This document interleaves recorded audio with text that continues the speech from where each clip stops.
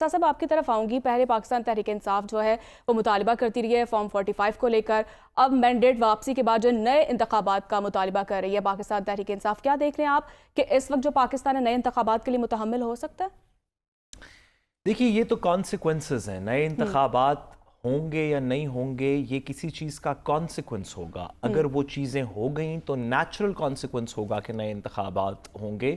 یہ کوئی ڈیمانڈ نہیں ہے. یہ میرا خیال ہے کہ ایک سیاسی پیشن گوئی ہے کہ اگر حالات اس ڈگر پہ چل نکلے تو اس کا کانسیکوینس یہ ہوگا کہ نئے انتخابات ملک کے اندر کرانے پڑیں گے, اور اگر حالات اس ڈگر پہ نہ گئے کسی اور ڈگر پہ چل نکلے تو پھر نئے انتخابات نہیں ہوں گے. میرا خیال ہے یہ تو تھوڑا کانسیکوینس ہے. میں اپنے دونوں دوستوں سے کی بات سے کچھ حد تک ڈس ایگری کرتا ہوں اور میں واضح کرتا چلوں. سب سے پہلے ان دونوں میرے دوستوں نے, بھائیوں نے پوائنٹ آؤٹ کیا کہ پاکستان تحریک انصاف نے یو ٹرن لے لیا یا بانی پی ٹی آئی نے یو ٹرن لے لیا یہ نیوٹرل کے اوپر اور اس طرح کی بات پہ. صحیح بات ہے, لیا یو ٹرن, لیکن جو دوسری طرف یو ٹرنز لیے جا رہے ہیں ان کی بھی وضاحت کیجئے کہ آج مصدق ملک صاحب اگر کہہ رہے ہیں کہ ہمارے ساتھ بیٹھ جائیں تو یہ یو ٹرن نہیں ہے اس پارٹی کی طرف سے جس نے 3 دن پہلے کہا تھا کہ اس کو ہم بین کر دیں گے. یہ کتنا بڑا یو ٹرن ہے کہ آپ 3 دن پہلے کہہ رہے ہیں کہ ہم ان کو صفائے ہستی سے مٹا دیں گے, ان سے بات کرنے والا غدار ہے, یہ خود غدار ہیں, ان سے جو ہاتھ ملائے گا غدار ہے, جو ان کا نام لے گا غدار ہے, ہم ان کو بین کر دیں گے, ہم یہ کریں گے, ہم وہ کریں گے. آج آپ 3 دن نہیں گزرے آپ کہہ رہے ہیں ایسے کرتے ہیں کہ اکٹھے بیٹھ کے بات کر لیتے ہیں. بھائی سیاست ہے, یہ کوئی you turn right turn left turn نہیں ہے, یہ سیاست ہے. اس کے اندر جو چیزیں ہو رہی ہیں وہ روز بروز بدل رہی ہیں. مجھے ایک دفعہ ایک بہت ہی سیریس جو معاملات کو سمجھتے ہیں لوگ, ان میں سے ایک نے ایک بڑی ضروری بات کی اور ایک بڑی امپورٹنٹ بات کی جو میرا خیال ہے اس وقت ہمیں کم از کم میرے نظر میں بڑی ضروری ہے. انہوں نے کہا کہ اسٹریٹجک مسٹیکس کو آپ ٹیکٹیکل مینوور سے ٹھیک نہیں کر سکتے. یعنی کہ جب کوئی چیز اسٹریٹجکلی غلط ہو جائے, یعنی کہ اس کا لانگ ٹرم ویو, ایک بڑا فیصلہ خدا نخواستہ کسی ملک میں غلط ہو جائے تو اسے چھوٹے چھوٹے ٹیکٹیکل چیزوں سے اس کو ٹھیک نہیں کیا جا سکتا. ہم ایک جمہوری ملک ہیں. اس جمہوری ملک کی بیس لائن یہ ہے کہ حکومت وقت کے ساتھ عوام ہوگی, جس کے ساتھ عوام ہے اس کی حکومت ہوگی.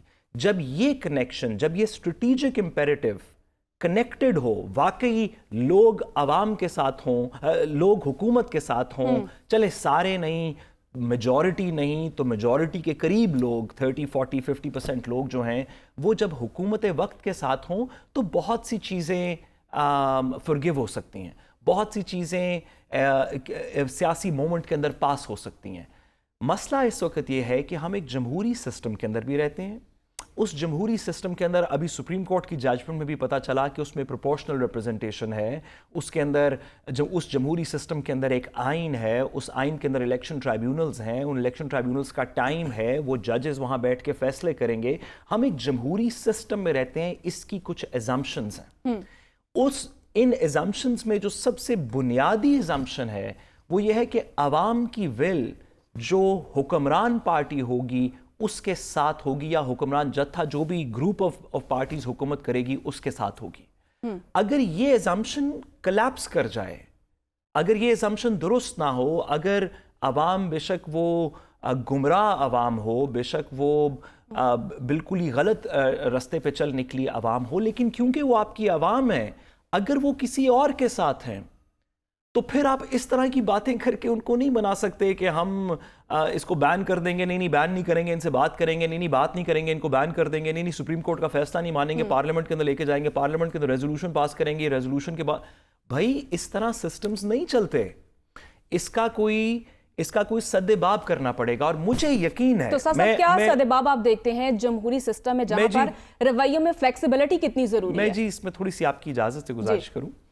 میں عدیل صاحب کی خبر کو ڈینائی نہیں کرتا. عدیل صاحب کی خبریں ہمیشہ ٹھیک ہوتی ہیں, جب ہمیں ناپسند بھی ہوں تب بھی ٹھیک ہوتی ہیں, اور اس کا ہم خمیازہ بھی بھگت چکے ہیں.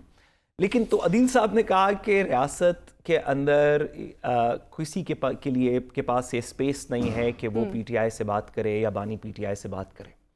عدیل صاحب کی خبر درست ہوگی, لیکن میرا بطور پاکستان کا شہری جس نے جو طالب علم ہے پاکستان کے قانون کا، ریاست کی مشینری کا، ہماری سیاسی مشینری کا، ہماری سیاست کا، میرے خیال میں اس میں بہت سی سپیس ہے۔ میرے خیال میں ایک مچور ریاست پاکستان جیسی، اس کا اوورٹ بیانیہ جو بھی ہو، وہ اوورٹلی بے شک کہہ رہی ہو کہ ہم اس سے بات نہیں کریں گے، ہم اس سے بات نہیں کریں گے، یہ لائن ہے، یہ کراس نہیں ہوگی، تو بہت سی ایسی لائنز ہیں جو کراس کر کے پاکستان کی ریاست نے ایسے لوگوں سے بات کی جس کے بعد پاکستان میں بہتری آئی۔ ہم نے پشتون تحفظ موومنٹ سے بات کی اس ملک کے اندر، ان کو قومی دھارے میں لانے کی کوشش کی۔ ہم نے بلوچستان کی وہ پارٹیز جو پاکستان سے متنفر تھیں، پی ٹی آئی ایسی نہیں ہے، جو ریاست کے اوپر حملے کر رہی تھیں، ہماری ریاست کا اتنا بڑا دل تھا، ہماری ریاست کے اندر اتنی وسعت تھی کہ انہوں نے ان سے بھی بات کرنے کی کوشش کی۔ ان میں سے کچھ لوگ آپ کو آج کابینہ کے اندر بھی نظر آتے ہیں، بلوچستان کے ایسے لوگ جو ایک وقت کے اوپر پاکستان سے جنگ کے رستے کے اوپر چلے گئے تھے۔